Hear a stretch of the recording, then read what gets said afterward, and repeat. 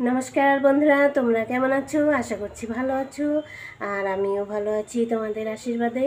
তো চলো, আজকে সকালবেলা উঠে দেখলাম চারদিকে এত রোদ, যেন ভালো লাগলো দেখে। পূজার আগে সবারই কিছু কাজ থাকে, তার মধ্যে কিছুদিন বৃষ্টি গেল, এখন এই রোদটা সবার কাজে লাগবে।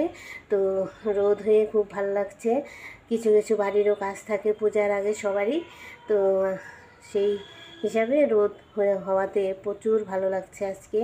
চারদিকে আকাশটা এত চকচকে লাগছে, ভালো লাগছে, আকাশ পরিষ্কার, কোথাও কোনো মেঘের দেখা নেই। তো সামনেই পুজো, সেই হিসাবে আমি একটা নিরামিষ বেগুনের রেসিপি করব, তোমাদের সঙ্গে শেয়ার করছি। তোমরা দেখো কিভাবে আমি বেগুনের রেসিপিটা রান্না করি। তো চলো, আমার সঙ্গে থাকো আর দেখতে থাকো ভিডিওটা। এই দেখো, আমি বেগুনগুলো এখন কেটে নেব।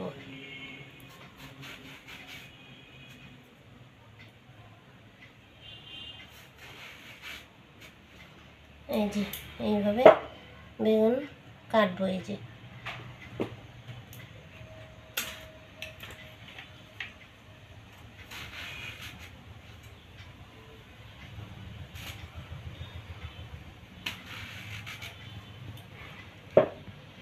এই দেখো, এইভাবে 4 টুকরা করে কেটে নেব বেগুনগুলো।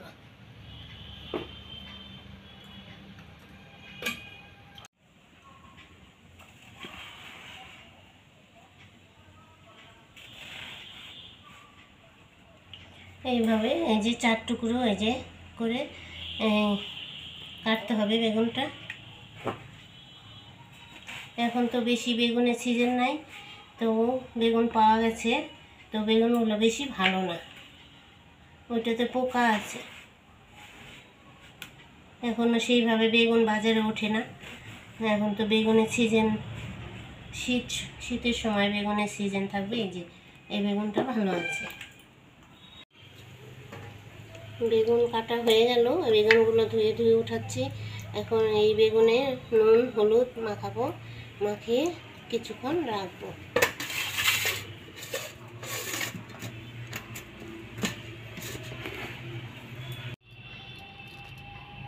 এই দেখো, লবণ দিয়ে মাখাবো এখন, আর এখানে হলুদ দিয়ে দেব। ভালো করে লবণ হলুদ দিয়ে বেগুনটাকে মাখিয়ে নেব। তো এইটা মানে একটু বেগুন পোস্ত বলতে পারো, পোস্ত দিয়ে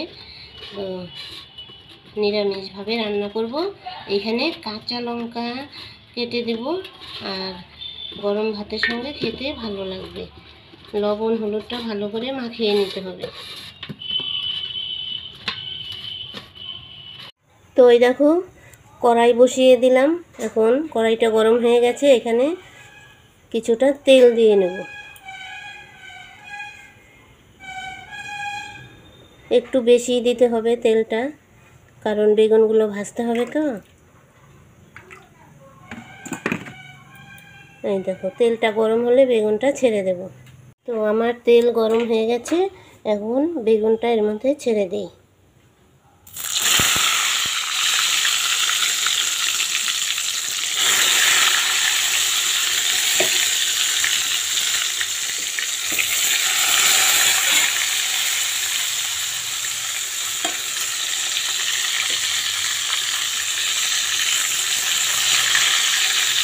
ভালো করে বেগুনটা ভেজে নিতে হবে।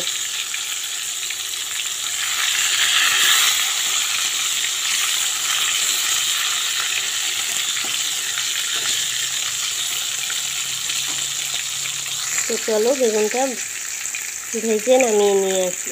বেগুন ভাজা হয়ে গেছে, এখন আমি উঠিয়ে নেব। আর আমাদের বাড়ির সবাই বেগুন খুব ভালোবাসে, বেগুন ভাজা পোড়া, তারপর তোমার বেগুনের তরকারি খেতে আমরা খুব পছন্দ করি। তাই আজকে এই নিরামিষভাবে এই বেগুনের রেসিপিটা তোমাদের সঙ্গে শেয়ার করছি। তো বেগুনগুলো ভাজা হয়ে গেছে, এখন উঠিয়ে নেব। এই দেখো, সম্পূর্ণ বেগুন ভেজে তুলে নিয়েছি। এই যে বেগুন সম্পূর্ণ ভাজা হয়ে গেছে। এখন ওই তেলেই আমি কালো জিরে ফোড়ন দিয়ে দেব। এই দেখো, কালো জিরে ফোড়ন দিয়ে দেব।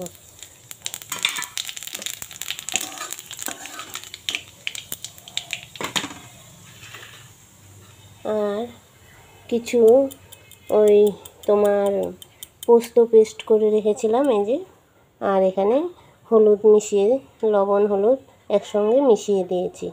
তো এইটাই আমি এখন কড়াইতে ঢেলে দেব।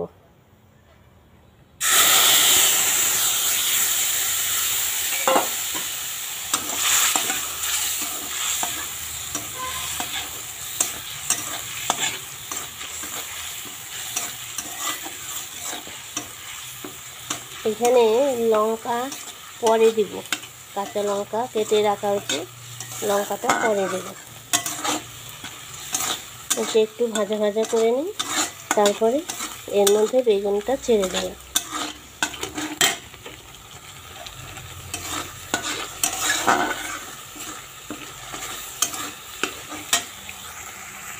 আমার মশলাটা ভাজা ভাজা হয়ে গেছে। এখন এই যে তেল বেরিয়েছে, এর মধ্যে আমি একটু বাটি ধোয়া জলটা দিয়ে দেব।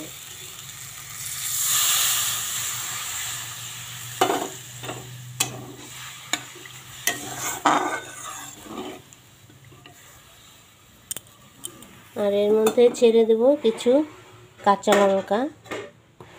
কাঁচা লঙ্কা এই যে চিড়ে রাখা কাঁচা লঙ্কা দিয়ে দেবো এর মধ্যে।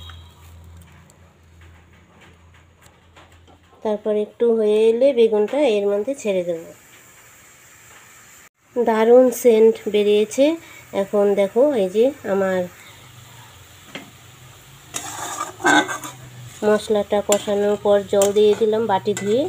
এখন এটা হওয়ার মধ্যে এর মধ্যে বেগুনটা ছেড়ে দেব, এক এক করে বেগুনগুলো ছেড়ে দেব।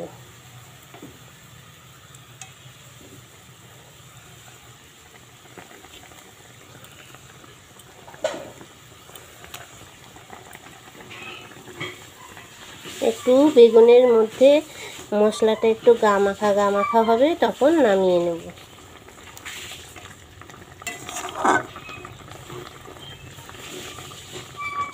সামনেই দুর্গাপুজো আসছে, যারা নিরামিষ খেতে চাবে তারা এইভাবে রান্না করে খেতে পারে। দেখো বন্ধুরা, এইটা এখন হয়ে গেছে, নামিয়ে নেব। আর নামানোর আগে একটু মিষ্টি দিয়েছিলাম, সেটা তোমাদের বলতে ভুলে গেছি। এই যে এখন নামিয়ে নেব, হয়ে গেছে। তো চলো আমি নামিয়ে নিই। তো এই দেখো বন্ধুরা, নামিয়ে নিলাম। এই যে আস্তে করে নামিয়ে নিলাম, নাহলে তো ভেঙে যাবে। তো এখন ভাতের সঙ্গে, গরম গরম ভাতের সঙ্গে পরিবেশন করব, তোমাদের সামনে দেখাচ্ছি। তো এই দেখো গরম গরম ভাত নিয়ে নিলাম, আর এখানে এই যে বেগুনটা এইভাবে দিয়ে দেব, আর একটু গ্রেভি দিয়ে দেব, খেতে খুব ভালো লাগবে।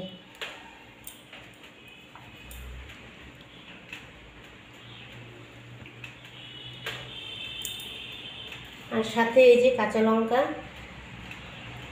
লঙ্কাটা মেখে খাবে,